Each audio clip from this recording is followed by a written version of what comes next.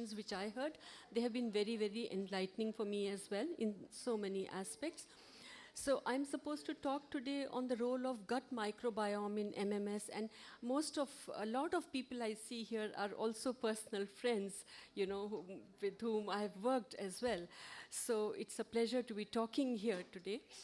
And some of the things which have already been said, I'm not going to repeat them. You have already heard a lot about the influence of lowered levels of estrogen on the various functions on the system. Now, the gut specifically, we must understand, is very, very sensitive to the low estrogen level. And there's a very chaotic relationship, actually, between the lowered levels of estrogen in the body and the gut microbiome, which then, in fact, again impacts the estrogen levels. So we know that gut is responsible for the release of the energy molecule. That could probably be the cause of the fatigue which women feel, because nutrient processing is impacted when the gut microbiome is affected. Together with that, we know that there is muscle loss and bone loss, but these are symptoms which most women do not really realize till they are measured when they come to you. There is insulin sensitivity. What happens is that there's a lowered sensitivity to insulin, resulting in obesity and diabetes, and the inflammatory response is very highly enhanced.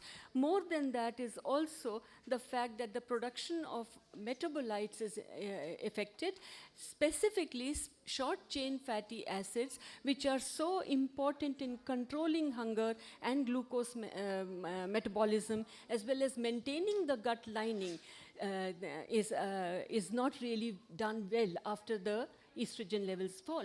Now, what happens when all this is taking place is that the inflammatory response of the body increases. What are the major food players? I'm to talk on nutrition and I have a limited time. Which are the major food players? So when we talk of the microbiome, look at the list. I have put it down more for a discussion rather than to emphasize that these are the particular foods, because I'll be talking about what I see in my OPD and how do I handle it. So the prebiotics are the foods which feed the good bacteria which is already there in the gut. So and that is probably the reason you will see that you have a burning in the stomach, you have a banana, it gets very popular nowadays, but believe you me, even the dalia, the simple dalia, the wheat dalia, barley and whole pulses, hamari khadi sabut dalein, these are excellent prebiotics.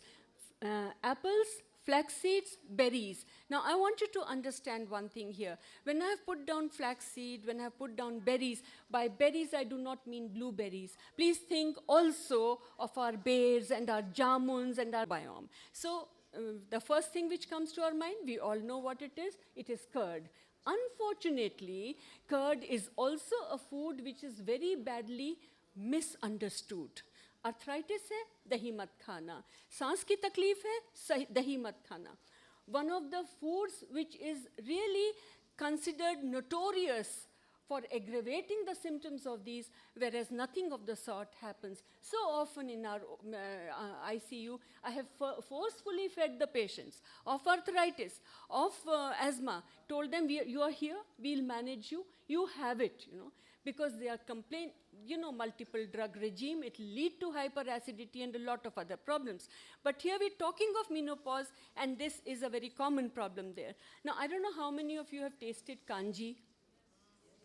One of the most delicious drinks, absolutely. It's very popular in Punjab side and Delhi, etc.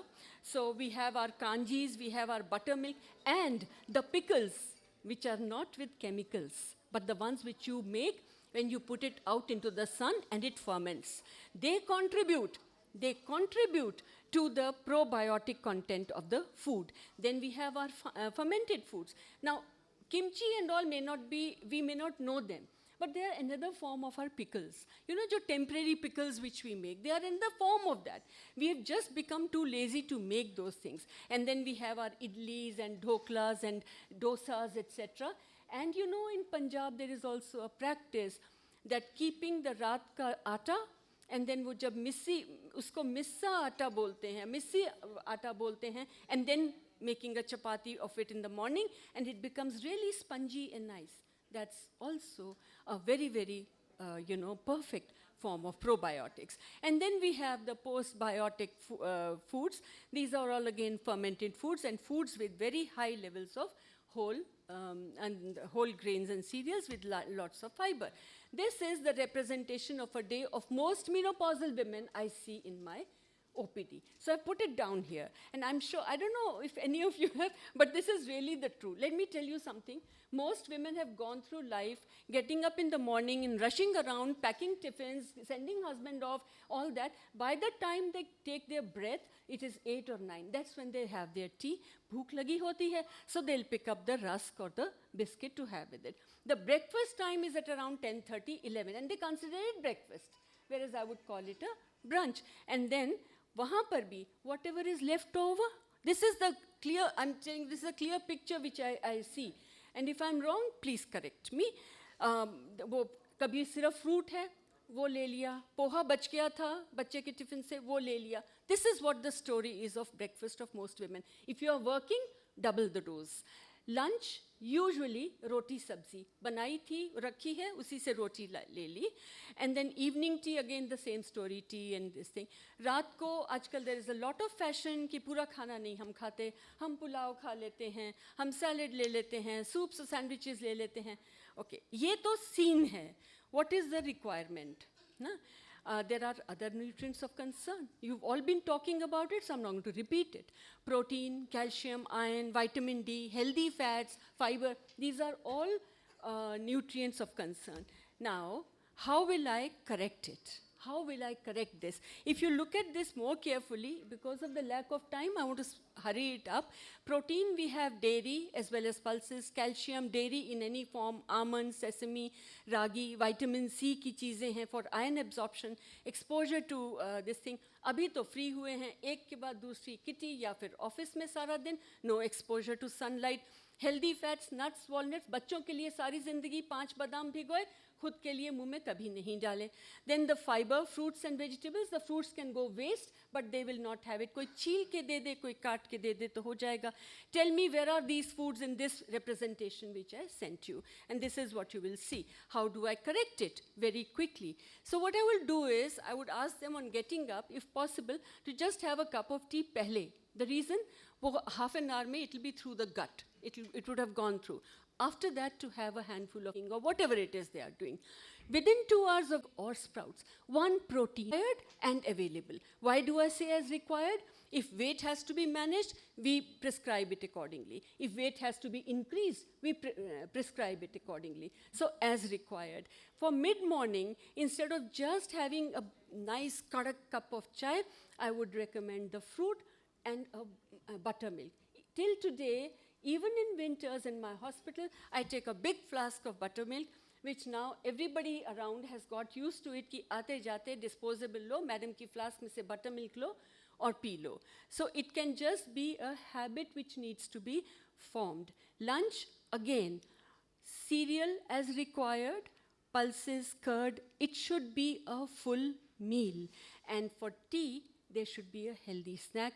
Dinner, lunch as lunch or variations. I'm going to give you variations. I'm not going to say that please have roast dal, sabzi, roti, chawal. Usi ke to against hai sari dunya is waqt. They are eating out so much because tang aa gaye hain roti, dal, sabzi, chawal kha ke. And there are lots of variations which we can give. Look at some of them. Look at some of them. You have the khichdi with your curd and paneer. Even if it is dal dalia, add some vegetables to it. Chole tikki, horror of horrors. The other day somebody said, you're talking of tikki. I said, yes, I'm talking of tikki. What is wrong with it? It is a potato. It's an excellent vegetable, providing so many minerals. Just shallow fry it, have it with chole. The fiber comes, the omega-3, chutney ke saath, raite ke saath. It becomes a complete meal and a very tasty one at that. Vegetable pulaus with raita, paneer pulao with vegetables, idli, dosa, buttermilk, sambar. There's a whole long list, but I've just kept it to a very limited. Yes, I'm on time, so that is very important, but I want to talk about this. You will say, kahin biscuit ka naam nahi, kahin kisi uska naam nahi. I don't think we really need to have that on a regular basis. This is, I have put it down here. All maida products, we all know, we are women, we do cooking, we know that they consist of maida. Remember that maida will spike the sugar more than even the sugar, blood sugar more than the sugar itself. Also, the fat which is used, hydrogenated fat, it blocks the arteries. The soda will always, baking soda, baking powder, will always spike the blood sugar. So it's a beautiful concoction of metabolic disorder. It is the best cocktail you could have, you know. And then, of course, the cold drinks are there. Yep, I'm just going to take 1 more minute, please. There is the phosphoric acid, the caffeine, the artificial sweeteners. They all deplete calcium from the bones. They corrode the stomach lining. So what happens to the biome of the gut? And they hamper the absorption of iron and calcium, and they do cause a lot of irritation and this. This I've just put, this is my last slide, I think. So this is a comparison for you all, that what are we having? Whenever you have these maida products, etc., it is totally empty calories and nothing more.